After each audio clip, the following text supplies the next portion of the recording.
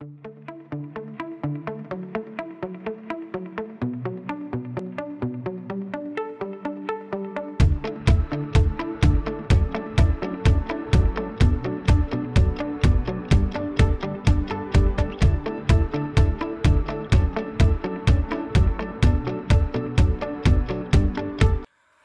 tout le monde, on se retrouve aujourd'hui pour une démo produit avec la Bend It All, voilà, j'arrive jamais à prononcer.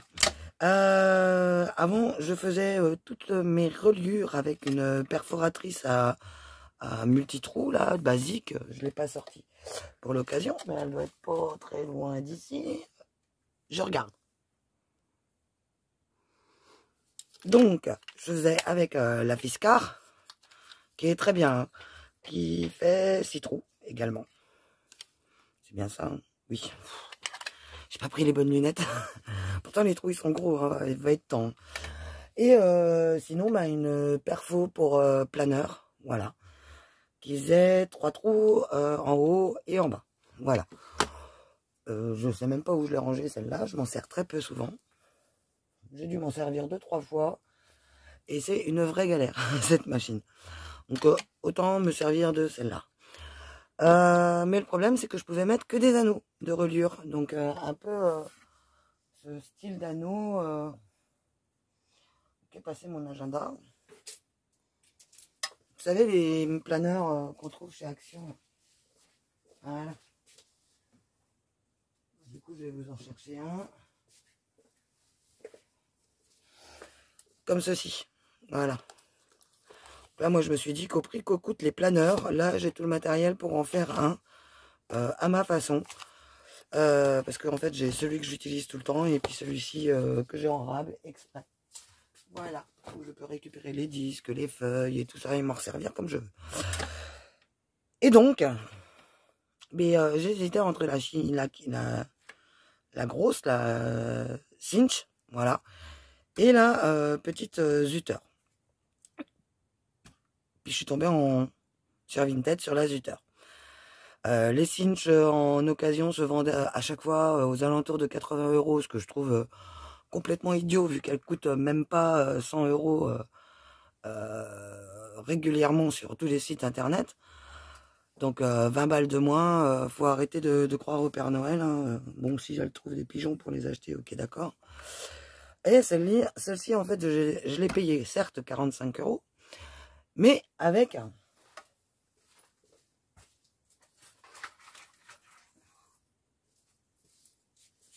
tout ceci qui va avec, voilà, ce joyeux bordel que la dame avait gentiment emballé individuellement dans du papier bulle. J'ai galéré pour tout défaire parce que fallait que je regarde ce qu'il y avait quand même, enfin contrôler le colis. En tant que bonne vendeuse, on contrôle, logique. Et du coup ça m'a fait rire parce que je lui ai demandé, mais vous avez utilisé combien de scotch en fait pour faire votre emballage? Donc ça nous a bien fait rire. Ah bah j'y ai passé un temps fou. Bah tu m'étonnes. Attendez, j'ai un crayon ou deux à ranger pour virer ce que j'ai à côté de moi sans y faire tomber. C'est une vidéo. Voilà. Je suis en train de ranger tous mes crayons. Parce qu'il y a une autre vidéo qui est prête à être faite. Voilà. Et donc, on reprend. Et donc, oui, ça tourne. Voilà. Et donc, bah, du coup, pour 45 € au prix que coûtent les anneaux, franchement, 45 €, c'était pas cher payé du tout. Parce que même si on les trouve par 6 et tout ça, ça commence quand même, quoi. Les 6, faut compter presque, très régulièrement, autour de 1 €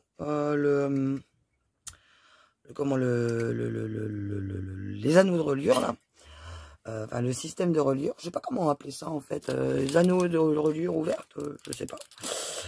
Et donc franchement il y en a quand même là une bonne tripotée. Je les ai pas recomptés depuis, mais ça en fait pas mal. Donc Si vous n'avez pas cette petite machine-là, vous pouvez le faire également avec la crocodile. Je vous expliquerai comment dans une prochaine vidéo. Ou peut-être que je vais vous parler de plusieurs styles de reliure. Une reliure qui n'est pas cousue, mais qui est avec du fil quand même. On peut pas l'appeler cousue, cette reliure. Là, je vais faire l'album, en fait, un mini-album pour Amy.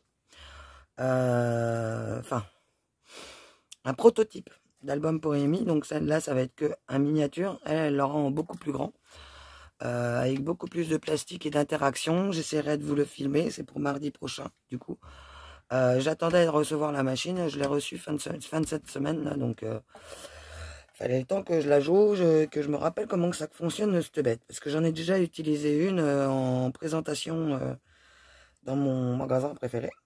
Donc, comment elle se présente, cette machine? Il y a un manche. Il y a une petite tablette derrière. Voilà. C'est pour la stabiliser quand on appuie. En fait, c'est ce qui la stabilise au niveau de son arrière. Parce que si on ne sort pas cette bidule-là, voilà, j'essaye de pas trop vous faire bouger. En fait, elle se lève. Elle fait un wheeling. Voilà. Donc, on a ce manche-là. Et donc, la perforation est ici, alors que sur la cinch, elle est ici. Elle fait que 6 trous. Ou 3 trous par 3 trous. Mais on peut pas vraiment choisir où on veut les faire. En fait, c'est soit on fait 6, soit on fait 3 en bas et en haut. Je vais vous montrer après. On peut pas en faire plus, on peut en faire qu'un aussi. On peut en faire 2, on peut en faire 3, mais pas ou 4 ou 5, mais on peut pas en faire moins que ça sans être illogique, quoi, en fait. Et ici, cette partie-ci, ça se règle, hein, voilà. Ça se règle avec le petit bouton et ça glisse ici. En fait, là, je travaille sur le 3/4. C'est tout indiqué ici. Vous avez le petit dessin. Là, par exemple, 3/4 de pouce, c'est où? Je crois que c'est celui-ci. Voilà. Le 3/4 de pouce, le voilà. Ça, c'est avec la machine. Et quand on règle, hop, on vient se positionner comme ceci.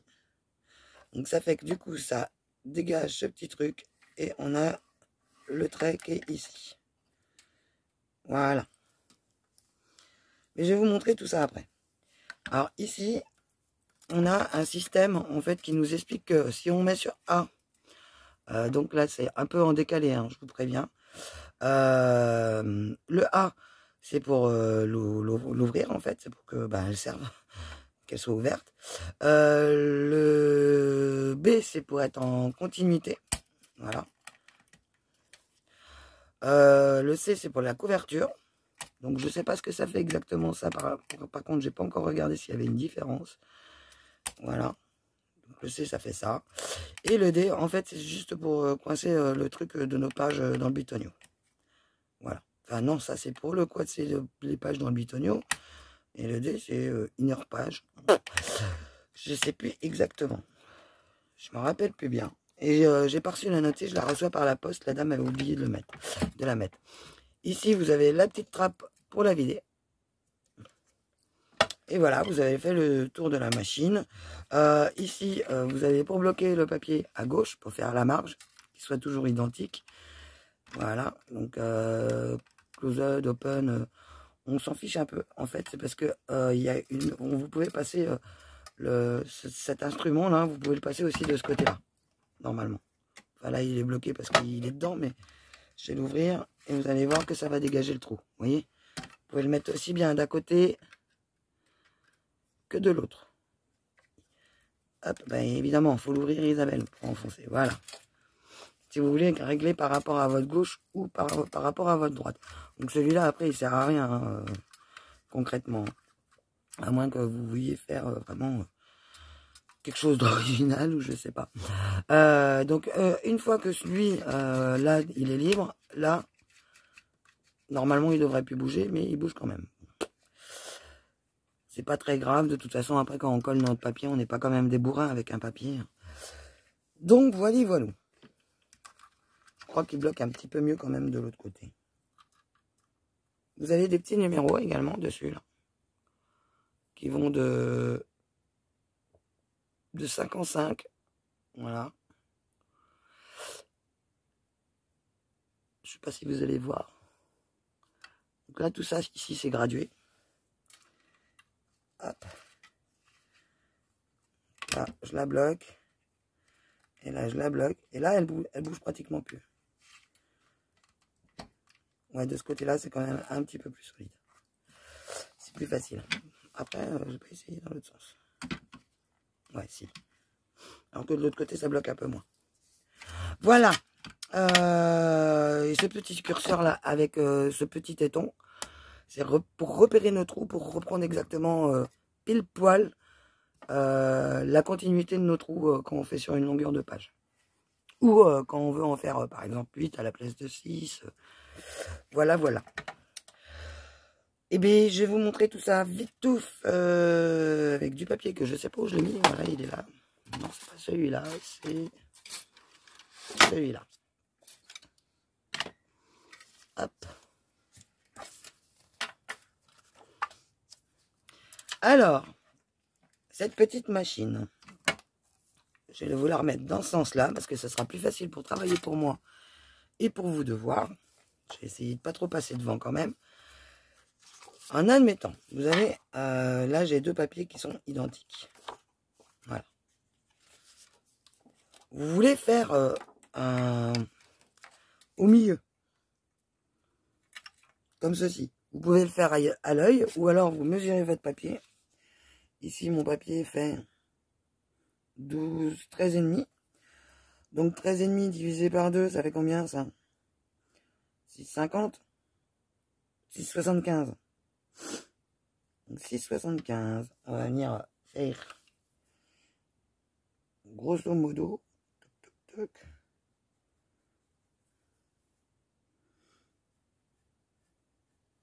Et on n'appuie pas parce qu'on n'oublie pas que c'est des trucs qu'on peut écrire dessus après.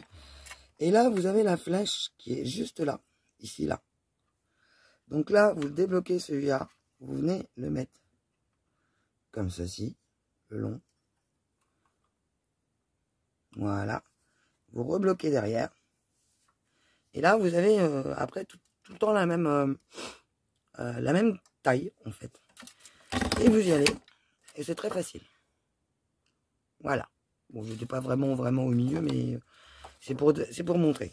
Et là, du coup, quand je me sers de celle-ci, hop, je vais vous faire voir.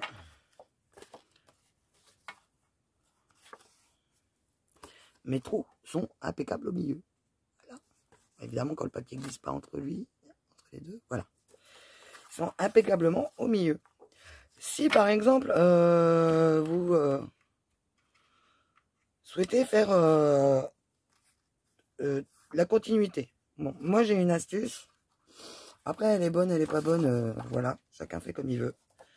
J'ai une astuce, c'est que je commence d'ici, moi. Mes trous. Pour me garder une petite marge et qu'elle soit toujours pareille. Hop.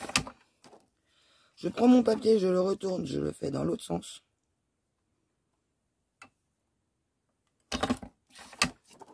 Et ça fait que du coup, là, j'ai le même écartement pour mes trois trous. Vous êtes d'accord? Ici, je viens appuyer pour sortir mon curseur. Voilà. Je viens l'enfiler. Bon, ça dépend de la taille du papier, hein. Des fois, ça loupe, hein. Je vous le dis. Hop.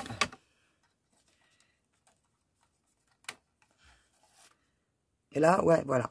Ça, c'est par rapport à la taille de mon papier, en fait, ça se mange. Donc là, on va faire comme ça, si on veut faire tout le long.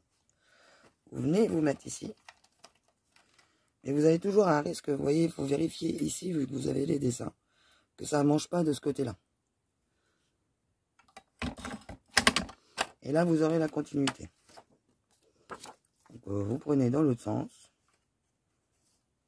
Et c'est à vous de vous caler sur le trou. Vous voyez comme il va être décalé celui-là.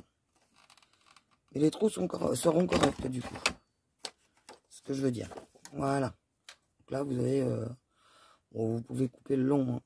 Vous retaillez votre papier au pire. Voilà. Donc... Si, comment dire, ben c'est tout en fait. Si vous avez plusieurs feuilles, ben vous venez vous pouvez en faire plusieurs à la fois. Elle est très facile. Il n'y a pas besoin de forcer. La cinch, on force un peu. Je l'ai essayé aussi, hein, la cinch. La cinch, on a tendance à forcer un peu, malgré que pourtant le papier soit allongé, qu'on a juste à presser comme si c'était une presse. En fait, on n'a pas le même appui qu'avec celle-là. Voilà. En plus, moi, je la mets sur le côté. Hein, je m'amuse pas à la mettre comme ça. C'est complètement débile de tendre le bras. Hein, je la mets comme ceci. Poc. On a une très bonne visibilité. En admettant que l'on veuille mettre, bah là j'en ai que 4. Hop, c'est pour l'exemple. Hein. Hop, viens là toi, voilà. Bon, là c'est pas grave, il n'y a que 5 trous. Hein. C'est pas très grave. En admettant qu'on veuille mettre celui-ci, on va venir regarder avec notre gabarit là, laquelle taille que c'est. Quelle taille est-ce? Donc c'est pas le 7/8e, c'est trop gros. Ah, après celui-ci. Donc c'est le 1 pouce. Donc là, on prend celui-ci. On va reculer.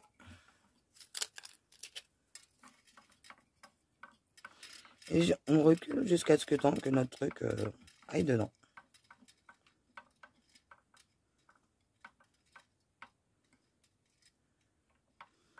Alors attention hein, de bien le mettre droit aussi. Hein. Voilà. Ici, on vient... alors contrairement à la cinch, je pourrais les réouvrir, hein, vous inquiétez pas. Après. Contrairement à la cinch, on n'a pas un truc pour mettre les bitoniaux et tout ça. Là, ceci, c'est ce qui représente le nombre de trous que vous avez. Après, vous coupez de ce côté-là le bout, les bouts qui sont plus larges. Vous venez les couper au milieu. Et ici, vous faites bien attention que quand vous allez venir fermer votre anneau, vous venez le placer bien à plat là. Voilà. Vous tenez à peine votre papier et vous allez le fermer pour avoir un beau cercle.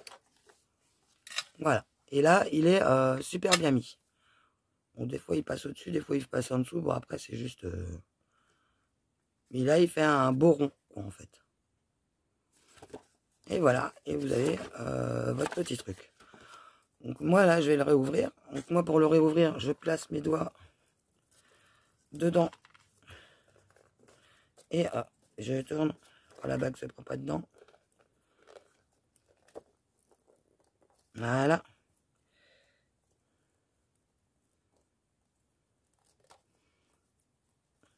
Là. Et donc, ceci, vous pouvez le faire avec un qui soit pas bancal maintenant. Hop. Vous pouvez le faire avec une perforatrice ordinaire. Bon, là, c'est une perforatrice à trou carré, hein, mais bon.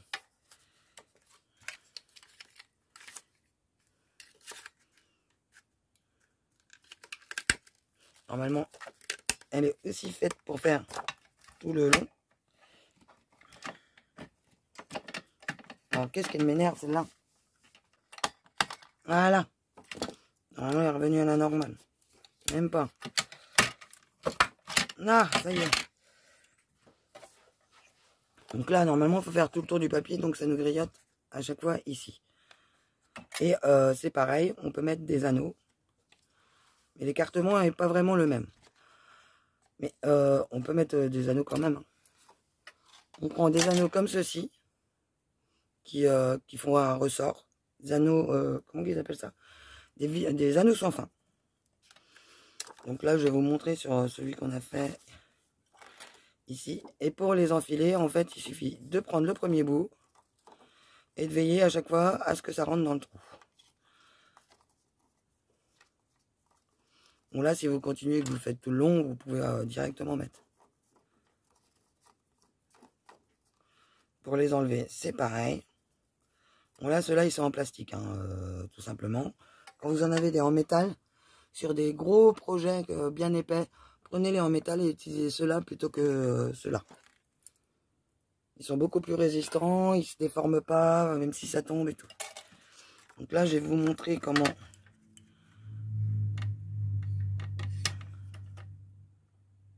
sur celui-là.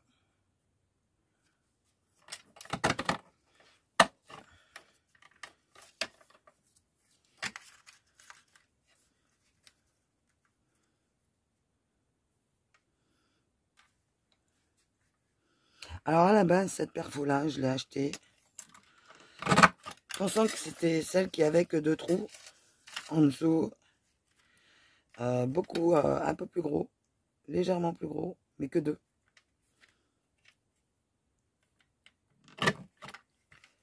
Un peu comme la Heidi Swap ou la Weissen qui est vendue une fortune.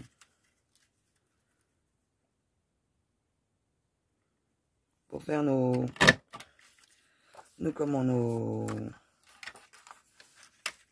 no that's no limit. Nos mémoridex. Donc voilà, bon, on va dire que c'est bon jusqu'au bout. Donc là, vous avez vos petits bitoniaux. Vous pouvez passer un anneau comme ça. Ça gratte. Tout bêtement en l'enfonçant dessus. Toc. Vous venez vous caler. Alors, c'est un peu plus fastidieux que les anneaux qui sont spécialement étudiés pour. Mais je veux dire que quand on fait un planeur entièrement comme ça, c'est fastidieux aussi.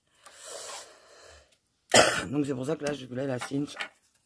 Vu que Amy est toute petite, hein, elle va avoir 2 ans, je ne pouvais pas laisser ma petite fille s'abîmer les mains. Voilà. Donc, je vous remercie toutes d'être là, de rester présente. Je vous fais des bisous et je vous souhaite un bon dimanche. Bye bye.